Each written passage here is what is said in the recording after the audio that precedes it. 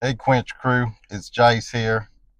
I don't know about you, but I'm real happy I got my new passport. Ordered it about a month ago, did the expedited, got it back in 2 weeks. So, really thankful I have it. And the reason I'm thankful I've got it is because the U.S. State Department recently made some organizational changes. They cut about 1,300 employees. Stay tuned to this video where I'm going to give you some tips if you got to get your passport, things you need to do, as well as things you need to think about during international travel. Again, I'm Jice here with Gen X Quench. On this channel, we talk about expats, talk about travel, talk about pre-retirement, finances, those sorts of things. So changes to getting your passport, that's one that impacts our viewers here. So don't know if you know, but they've had about 1,300 or so employees who recently got let go from the U.S. State Department as part of the Doge cuts. So with those cuts, they had about 1,100 civil servants and about 200 or so foreign service workers who were impacted. So that was about, from the timing of this video, probably about 9 days ago this time. So first of all, prayers out to those people who were impacted, who lost their job. They obviously were serving in a very important capacity. And as a 20-year or so HR veteran, I hate to see people get impacted in terms of their employment. These folks have their livelihoods in terms of their income. They've got families, etc. So prayers up to all the civil servants who were released from their duties, and hopefully Godspeed in terms of getting gainful employment. But in terms of our audience, how does this really impact you?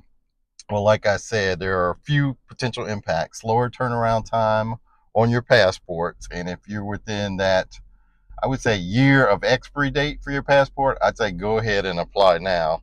But because of these cuts, there'll be eroded diplomatic capabilities, loss of institutional memory for U.S. State Department, visa delays as well, weaker support for emergency travel, evacuation if you're in another country, and reduced advisory or legal services when you're in another country. So all of those can be potential impacts. Broader diplomatic impacts could be delayed global influence. Our competitors could gain ground in these other countries with us pulling out and having fewer U.S. diplomats.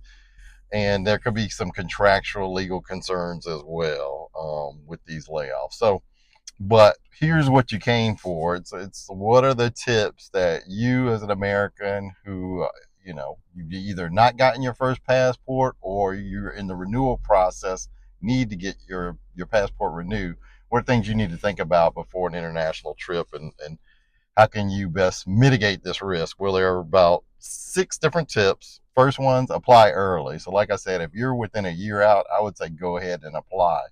The good news is they have electronic application for those of you renewing. First time people can't use that, but again, if you're renewing, you can go online. You can go to a place like Walgreens, CVS, get the digital photo, and then upload that on the U.S. State Department application. Fill out the application, pay for it online, and go ahead and pay for your passport. If you're in a rush, you can do expedited, although it might take longer. Like I said, with some of the back office people being impacted. So sooner you do it, the better. So again, apply early, ideally at least 12 weeks out before your first trip.